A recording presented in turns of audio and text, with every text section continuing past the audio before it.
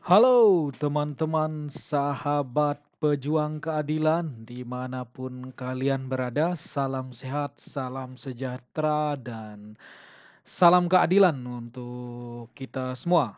Semoga keadilan di bumi Nusantara kita yang tercinta ini dapat tercipta ya, sehingga dengan adanya keadilan maka kesejahteraan untuk rakyat itu bisa segera datang ya.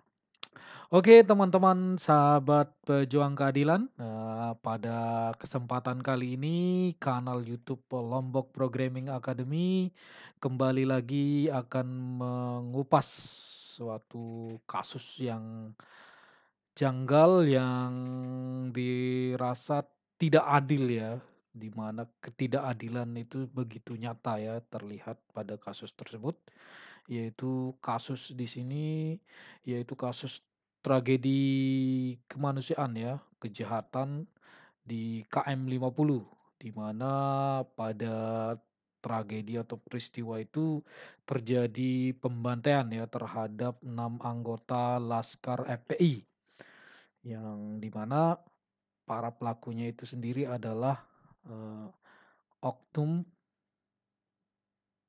kepolisian ya, di mana itu merupakan alat negara ya, yang seharusnya mendatangkan keamanan, kenyamanan untuk rakyat-rakyatnya, untuk rakyat jelata seperti kita ini malah digunakan untuk, menghabisi atau membantai rakyatnya sendiri ya.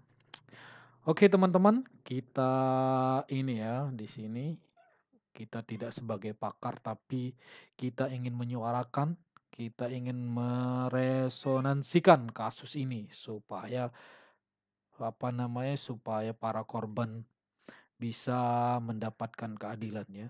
Jadi dengan kita suarakan terus-menerus, kita harapkan kasus ini dapat diungkap kembali ya.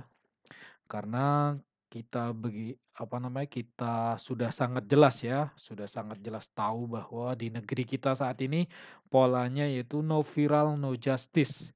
Jadi dengan adanya media platform YouTube ini yang gratis ya, kita manfaatkan untuk menyuarakan keresahan hati kita sebagai rakyat jelata terhadap kasus-kasus hukum yang telah menimpa ini ya, rakyat Indonesia. Jadi kasus seperti ini tidak hanya bisa menimpa ini ya, anggota Laskar FPI, tapi bisa juga menimpa kita, saudara kita, keluarga kita, kerabat kita ya. Kalau penanganan hukum di Indonesia masih seperti ini. So, mari kita resonansikan, kita suarakan kasus ini ya, kita menolak lupa ya terhadap tragedi kejahatan kemanusiaan KM 50, di mana anggota FPI, Laskar FPI itu dibantai secara sadis. Kemudian selain itu, banyak hal yang begitu janggal ya, terhadap kasus ini, mulai dari penanganan hukumnya, kemudian scenes-nya ya, bukti CCTV-nya yang begitu, aneh ya, karena pada range area tertentu, CCTV-nya mati ya, tidak bisa merekod kejadian dengan alasan rusak ya. Oke, dengan meresonansikan kasus ini kita juga ingin menyampaikan ya, membisikkan atau meneriakkan kasus ini kepada menteri kita yang terbaru, Menteri HAM, yaitu Natalius Pigai ya. Jadi supaya mengusut tuntas kasus ini. Jadi jangan hanya teriak-teriak minta anggaran ya, minta anggaran 20 triliun yang nantinya ujung-ujungnya hanya untuk habis rapat ya, rapat dan kunjungan kerja ya, studi banding. Tanpa adanya penanganan yang real terhadap kasus-kasus HAM berat. Ya salah satunya ya ini, kejadian pembantaian di KM 50 ini.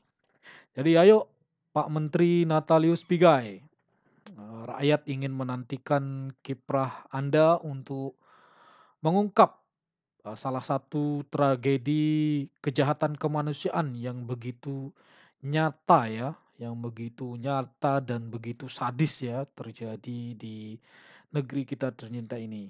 khususnya di KM 50 ya tempatnya. Jadi pembantaiannya begitu sadis, kejar-kejaran seperti mafia, seperti teroris yang dikejar, ditembak, dihabisi, jari dekat ya, yang begitu dekat dengan peluru yang konsisten menembus area-area vital ya. Ya, area vital jantung, kepala itu ya. Jadi ini brutal sekali. Kalau bisa dibilang kata Pak Rismon itu brutal, biadab, dan barbar ya. Jadi ayo Pak Natalius Pigai, ya, ungkap kasus ini agar para keluarga korban dapat mendapatkan keadilan ya. Jadi oknum-oknum yang terlibat di sini eh, diberi hukuman yang setimpal dengan apa yang telah dilakukan. Oke, teman-teman sekalian, sahabat pejuang keadilan. Jadi kasus KM 50 ini sebenarnya sudah dibahas di ini ya, kanal YouTube Bali G Academy oleh Pak Rismon. Nah, jadi beliau mengajak saya untuk meresonansikan kasus ini agar tragedi seperti ini tidak perlu terjadi lagi, agar tragedi hukum seperti ini menjadi pembelajaran bagi rakyat Indonesia, bagi aparat penegak hukum ya. Jadi ketika kasus HAM berat ini sudah bisa terselesaikan, maka Indonesia bisa dijamin akan aman ya. Jadi tidak ada kasus-kasus berat ketika terjadi apa namanya, perbedaan pandangan politik atau sebagainya, tidak gampang menghabisi atau menghilangkan nyawa dengan cara yang sadis ya.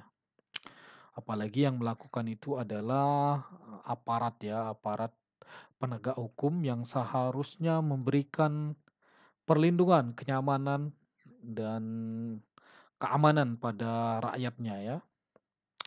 Jadi teman-teman, ini dia kanal YouTube Akademi Bali G Academy yang sudah mengupas ya, membahas secara detail tentang kasus KM 50. Wah, di sini kami eh, kanal YouTube Lombok Programming Academy akan membantu meresonansikan kasus ini ya, supaya keadilan bisa ditegakkan ya.